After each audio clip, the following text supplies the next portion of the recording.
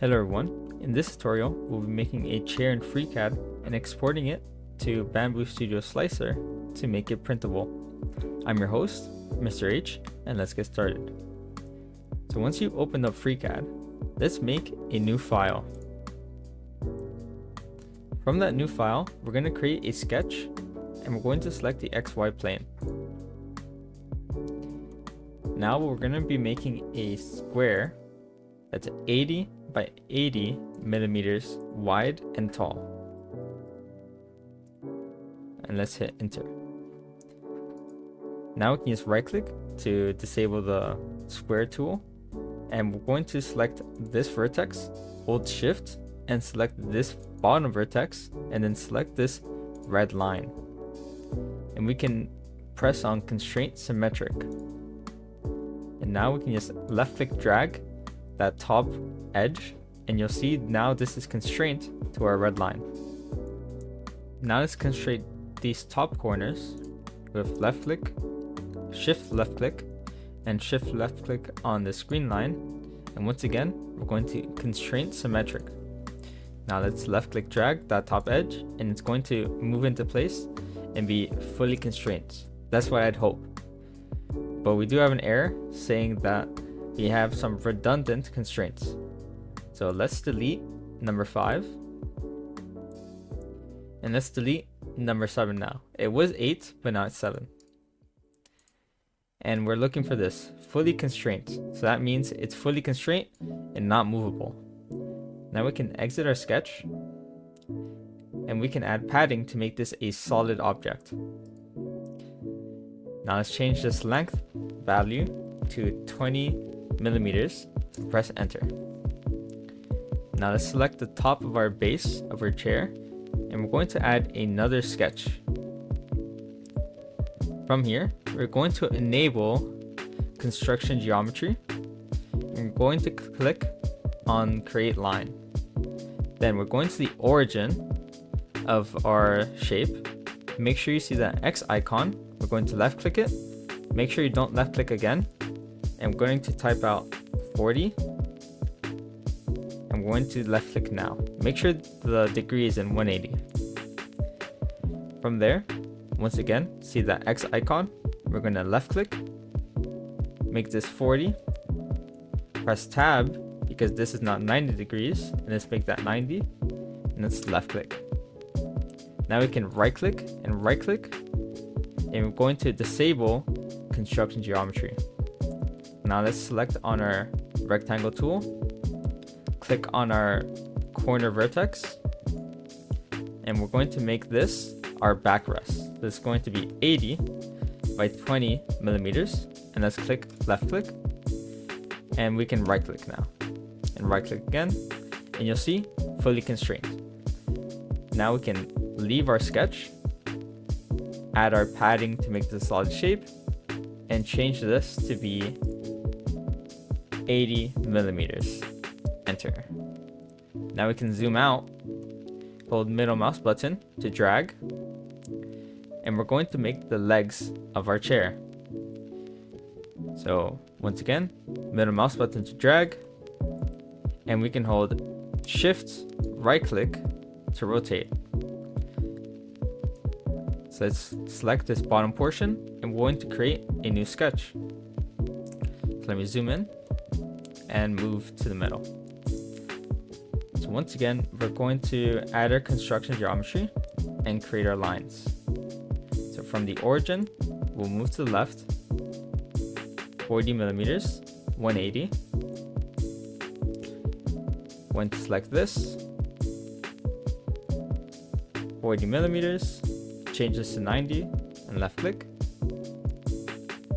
Right click, select your rectangle tool. Make sure you have that X icon and select the corner vertex. And let's make this 25 by 25 millimeters. And I did make a mistake. I did not make that. And I did make a mistake. I accidentally made this construction lines, but this is good, so I can show you how we can undo this. So to undo this, we can just hold Control and left click. We're just going to press that twice. And now we can disable our construction lines. And let's try that again. 25 by 25. Left click. And this is exactly what we want to see. Then we can zoom out a little bit. We're going to hold left click and we're going to drag. And we're going to click on this right here, which says symmetry. And we're going to make this symmetrical on the other plane. Now we're going to left click, drag. And we're going to make this symmetrical on the bottom plane as well. And you will have an error saying under constraint, but don't worry about that. That's just visual. Now let's just exit the sketch. And we're going to add our padding. And let's make this about 80 millimeters and press enter. Now let's see our shape. So control right click to move and can shift right click to rotate. So if we rotate our chair, you can notice that the legs of our chair look bigger than the top. So to change values, what we can do is we can click on this model section and remember the order of what we made everything in. So this is the base of our chair, this is the back of our chair, and this is the legs of our chair. So if we want to make the base bigger, we can just left click it twice and we can change the length to 25. And if I want to make the legs smaller, I'm going to left click that and make this 60. So 60 plus 25 should be 85 millimeters tall. So now let's export this into Bambu Studio Slicer.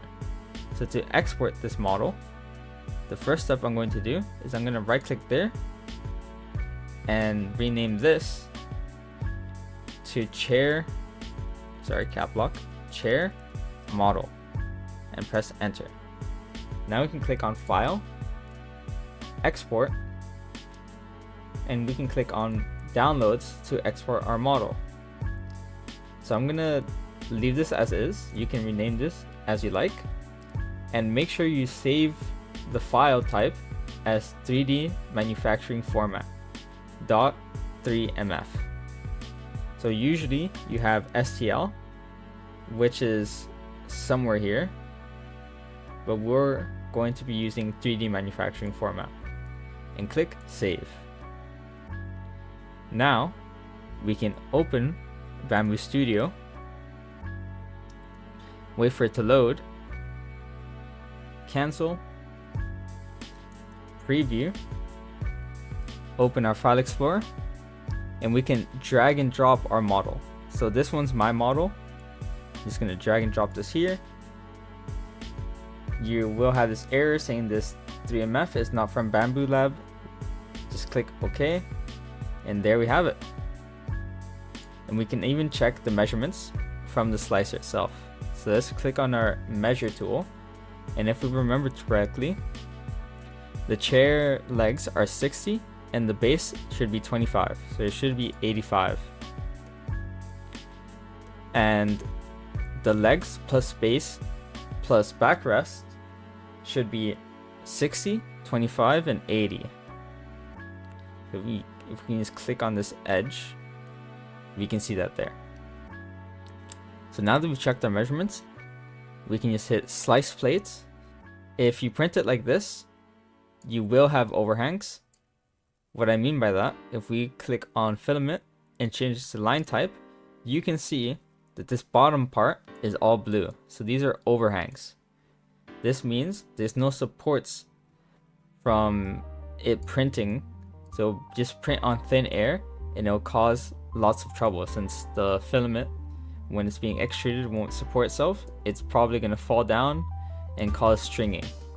So to fix this, we're going back to prepare, click on supports, and we're going to enable supports and make sure they're tree. Now we can hit slice plates, and there we have it. Now we click on print plate, select your material, and send. And just before you go to watch the next tutorial, I'd just like to kindly ask if you can leave a like, comment, and subscribe. I do appreciate you watching to the end of the video.